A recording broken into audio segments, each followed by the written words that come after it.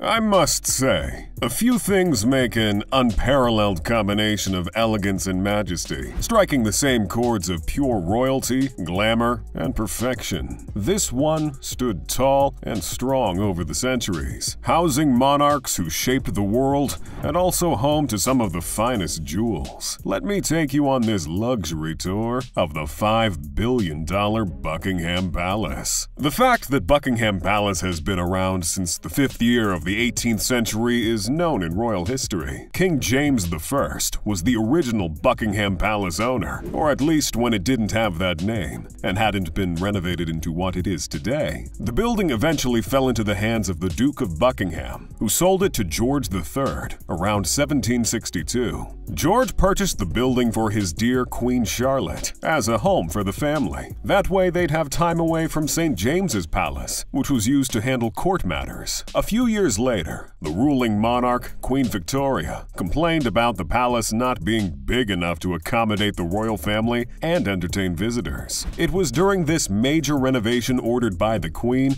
that the famous balcony was built. Thanks to Queen Tory, balcony appearances have become a tradition by the royals. Picture standing on an elevated platform and waving at the people during a ceremonial event. Now that's majestic. Fast forward all the way down to King Charles III's reign, the palace has a more modern and expensive look with a billion-dollar aura. Thousands flood its gates regularly, and they make a fortune off tourist attractions to the palace. Let's look at some of the magnificent structures and parts of this magnificent palace called Buckingham Palace. The palace's entrance is the most populated area, usually by citizens and tourists who want to get a feel around. The front of the palace has a floor space of over 830,000 square feet, one of the largest floor spaces owned by a palace. It is at this entrance that you'll also find the delectable Queen Victoria Memorial. If you've never seen this memorial before, you're surely missing one of the most astounding sights your eyes will see. The first thing about this memorial that screams wealth is the 25-meter-high monument of Queen Victoria. It is made from Pentelic marble, weighing 2,300 tons, one of the best-priced marbles on the market. The monument also consists of other statues that complement it and represent the qualities of constancy, charity, courage, motherhood, and truth. It was created by Sir Thomas Brock. Still touring through the memorial, you'll find the Australia Gate, the Canada Gate, and the South and West Africa Gate, all collectively referred to as the Dominion Gates. And if you think this grand entrance has everything imaginable, then wait till you see the Memorial Gardens. Wonderfully constructed flower beds lay around the semicircular design of the memorial. These beds need up to 22,500 plants during the summer and up to 50,000 during the winter. Who said life wasn't a bed of roses? Or should I say,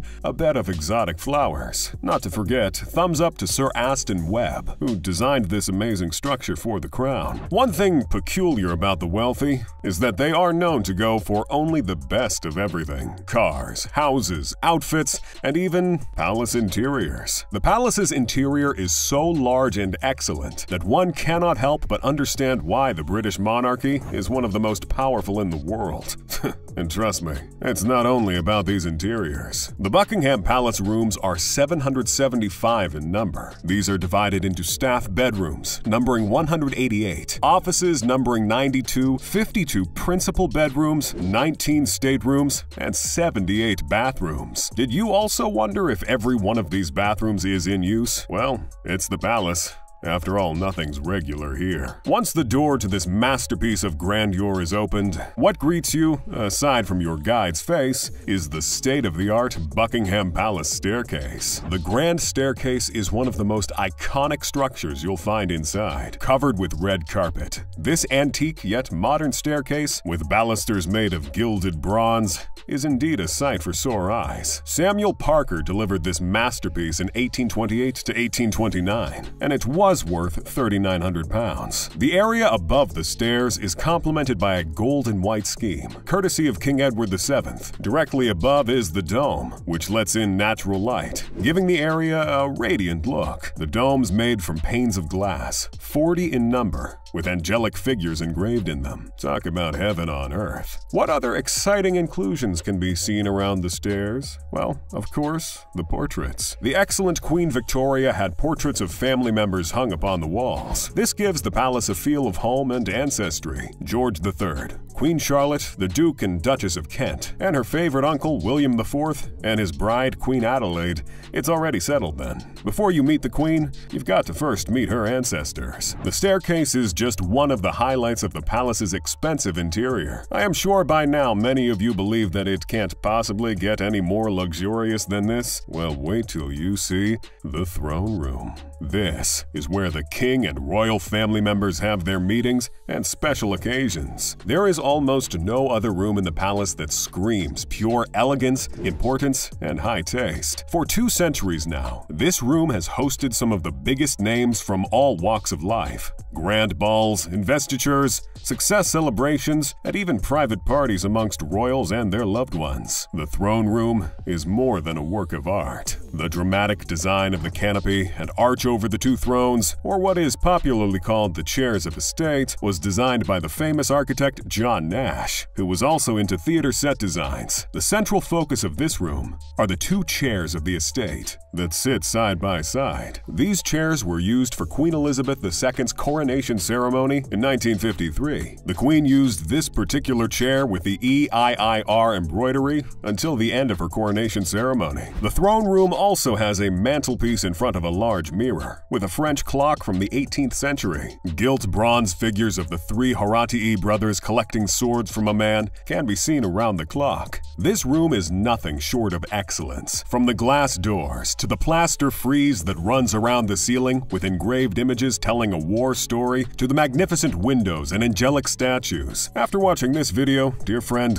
no one needs to tell you that your Buckingham Palace tour is not complete without a visit to the throne room. Next is the White Drawing Room. This isn't your standard drawing room. I can assure you the golden white glory of this room leaves its visitors in awe and yearning for more. The drawing room is aesthetically pleasing to look upon, especially if you are one with an eye for art. This beautiful stateroom has some immersive artifacts that'll take your breath away. Let's take, for example, the grand piano. Queen Victoria and her husband, Prince Albert, loved music and had pianos installed in private apartments of every residence they owned. Although the piano was initially designed as a showpiece for the palace's staterooms, Queen Victoria still had Erard, an artist, include the singeries among other instruments decorations. You'll also be interested in this lovely lampstand called torchère. You'll find them at different places around the palace, most often used to support exotic candelabras. The details of this stand are exceptional, with the cranes supporting the tray on top,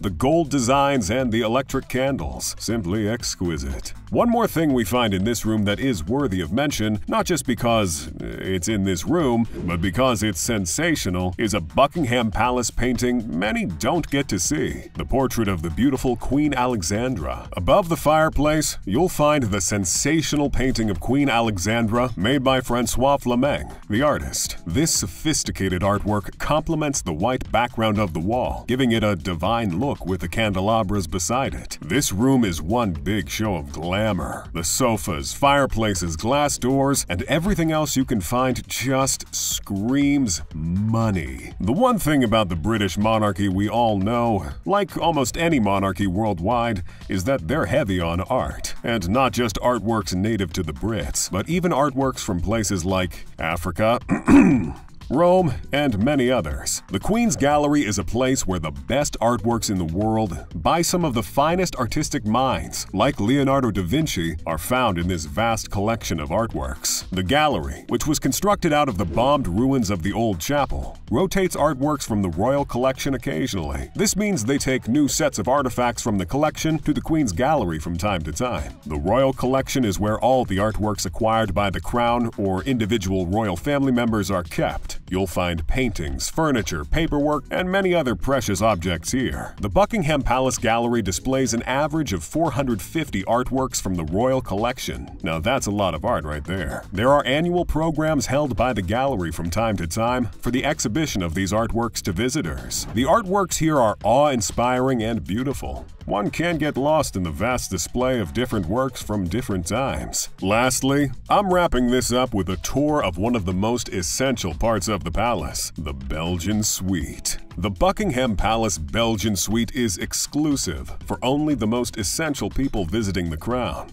Yes, and I'm not kidding at all. Usually when high-status individuals are invited to the palace or visit, they are entertained by the monarch in the expensive Belgian Suite. The Belgian Suite is a fascinating place in the palace, with facilities befit only for kings and queens. It is an extensive suite of rooms, which you'll find on the ground floor of the garden wing facing north. Many notable people have been hosted here at the Belgian Suite, including Barack Obama and Angelina Jolie. Visitors coming to the suite for the first time are driven in a carriage to the suite. The rooms are well decorated with the best materials, and no one enters without leaving stunned, not just by the beauty and elegance, but also by the perfect reception of Her late Majesty Queen Elizabeth II. It is integral for the royal family to occasionally host unique and highly esteemed personalities, no matter what part of the world they may come from.